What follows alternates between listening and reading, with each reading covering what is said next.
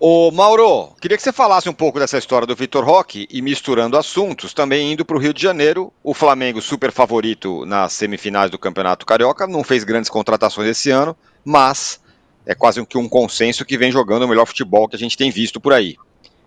Então o Palmeiras contratando, Vitor Roque, o Flamengo nem tanto, mas o Flamengo jogando bem. E as semifinais, enfim. A semifinal vai ser lá no Engenhão, né, por escolha do Vasco, né, uma escolha no mínimo controversa, né? Não sei se aquele gramado, aquele piso, né, melhor dizendo, artificial, é o mais adequado para o estilo do jogo do Vasco. O Vasco não tem jogadores de velocidade, a bola vai rápida ali, mas enfim, foi a escolha do Vasco. Vai ser um jogo de público pequeno para uma semifinal, né, porque há limitação de ingresso, o estádio é mais difícil de chegar, aquelas coisas todas. Os torcedores dos dois times não estão habituados ali, então vai ser menos que o Maracanã, é evidente. Então, mais uma pataquada, né? E o Filipe Luiz vai poupar jogadores, né? Danilo, por exemplo, não vai jogar por conta justamente do piso artificial. Ele não quer expor jogadores não menos adaptados ainda àquele tipo de piso, e não vai escalar. Deixando claro que ele não prioriza o campeonato estadual, embora queira ganhá-lo. Ou seja, é possível você não priorizar, você mirar as competições que virão depois, sem fazer papelão, né? Como tenta justificar o dono da SAF do Botafogo. O papelão que o Botafogo vem fazendo, já deixou de ganhar 4 taças nesse começo de ano. Agora, sobre o Vitor Roque, acho que o Juca foi no ponto certo, na minha opinião. Esse é o ponto. É um jogador que não deu certo em 2 clubes na Espanha, então fica uma dúvida. Eu poderia lembrar aqui que, por exemplo, o próprio Flamengo contratou 2 atacantes na Europa, Gabriel e Pedro, mas os 2 vieram primeiro emprestados. E o Gabriel tinha ido bem no Santos em 2018, o Flamengo pega emprestado em 19 e só o compra em definitivo em 20. E o Pedro chega em 20 com valor fixado, 14 bilhões de euros, até quando chega no final do período a Fiorentina percebe que não fez um bom negócio, que poderia conseguir mais dinheiro, mas aí já estava tudo determinado, detalhado em contrato, inclusive a forma de pagamento. O Flamengo exerceu a compra e ficou com o Pedro. Acho que esse é o ponto do Vitor Roque, é um jogador, até aqui, um jogador promissor, não é uma realidade, né? Então é uma cartada pesada do Palmeiras. Não questiona a questão financeira no sentido de o clube pode pagar, ele vai lá e paga. É decisão do clube. Mas me parece uma cartada desesperada por quem, de certa forma, criou expectativa em sua torcida e não conseguiu trazer os jogadores esperados. E aí partiu por tudo ou nada. E agora vai depender aí do rapaz conseguir, de fato, corresponder à expectativa, que será enorme. Enorme, porque o cara que chega custando um valor inédito no futebol brasileiro, claro que ele vai ser muito cobrado. Ele tem que ser um Endrick, versão 2023. Não é isso? Um atacante super decisivo, que vai levar o Palmeiras a títulos. Menos do que isso, ele vai ser questionado. E aí vejamos se ele vai ter estrutura para isso, porque ele passou por 2 clubes na Espanha, um grande. Pô, cara, ele era reserva do Lewandowski. Não tem vergonha nenhuma, né? É que nem o caso do Endrick, que é reserva do Mbappé. Qual o problema? Problema nenhum. Essa semana foi lá e brilhou. O moleque é super decisivo, mas é muito jovem. Vai chegar o momento dele. E o Vitor Roque não conseguiu. E agora mesmo, o Manuel Pellegrini, muito educado nas declarações sobre o jogador, o técnico do Real Betis, mas claramente não está fazendo questão de ficar com ele. Por que será? O que acontece? Se ele é bom de bola, sabe fazer gol, tem potencial, qual o mistério? Então acho que aí é a única questão que eu acho que o Palmeiras se arrisca bastante.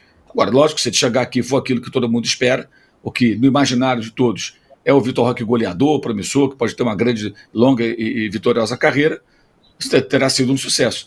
Mas é um negócio que envolve um risco razoável. E também o Barcelona não ia querer emprestar de novo, como emprestou para o Betis.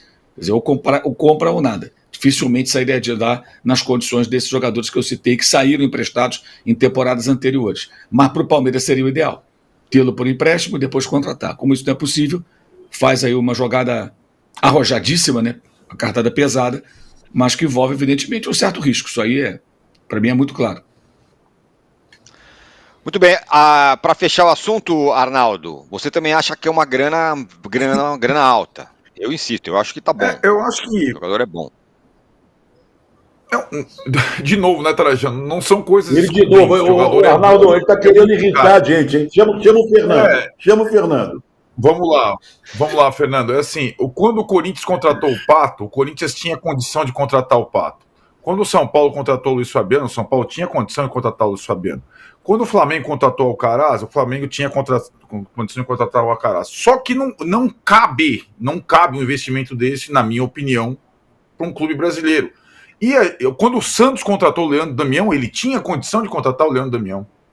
E depois a volta ao mundo rapidinho, essa estabilidade financeira do Palmeiras ela não vai durar para sempre. Não vai. A do Flamengo não durou. Nós estamos vendo agora o Flamengo, gente. O Flamengo não contrata mais jogador pelo contrário, já devolveu o Alcaraz. Né? Essa situação, gastar 25 milhões de euros num jogador, para mim é um absurdo. Qualquer jogador. Um clube brasileiro. Para mim é um absurdo. Agora, já que o Palmeiras quis fazer isso, foi agressivo no mercado, como disse a presidente, fez 25 milhões no Vitor Roque, 18 milhões no Paulinho, o Vitor Roque, a maior contratação do futebol brasileiro, o Paulinho a terceira, a maior janela da história, nós também temos que começar a tratar o Palmeiras como a gente tratava o Flamengo até o ano passado e o Botafogo do ano passado. Né?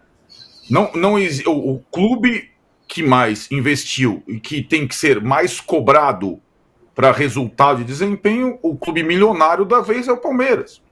Por que a gente cobrava tanto do Flamengo até então? O Flamengo é o que mais investe, é o que mais tem não sei o quê, tem um orçamento de 1 bilhão e tal, não sei o que lá. Agora é o Palmeiras, é o clube da vez.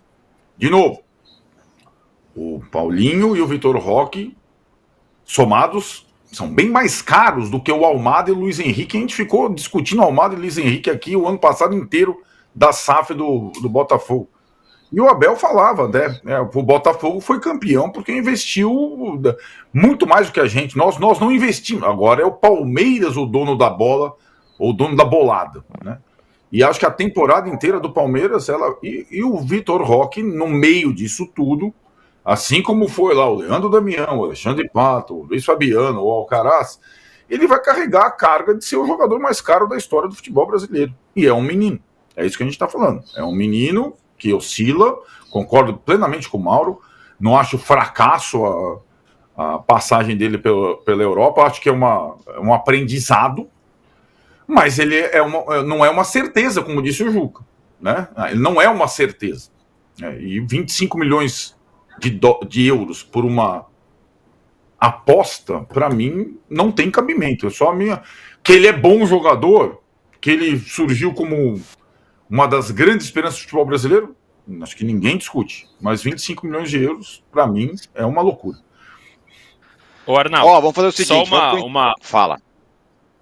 Não, é só uma dúvida rápida, né, dessa cobrança. O Palmeiras foi bicampeão brasileiro consecutivo e quando era campeão, muitas vezes era criticado pelo nível do futebol que apresentava, foi bicampeão da Libertadores e a mesma coisa. O ano passado foi campeão paulista, foi vice-campeão brasileiro. Não, tô dizendo de uma forma geral por conta da cobrança. Eu não vejo que o Palmeiras era menos cobrado do que o Flamengo no ano passado por conta do investimento. Porra! Essa é a minha dúvida. Eu acho que os dois eram bem cobrados. Assim, o Flamengo era muito cobrado porque demitia muitos treinadores, tinha questões com o Marcos Braz. Acho que era um ponto diferente da cobrança em relação ao Palmeiras. O Palmeiras também sempre foi bastante cobrado, tanto, como eu disse, foi vice-campeão brasileiro, foi bicampeão brasileiro no ano anteriormente, e sempre foi muito cobrado, muito exigido. Assim, eu acho que a diferença, o que a gente pode cobrar agora é em relação ao discurso do Abel. Agora, a cobrança da torcida e da própria imprensa, obviamente que cada um tem o seu jeito de cobrar, mas eu acho que o Palmeiras sempre foi bastante cobrado, não vejo tanta diferença assim, não, sinceramente. Nossa, eu acho o Flamengo, tanto que a gente cunhou o apelido de malvadão. O Flamengo tinha que ganhar todos os campeonatos jogando bem.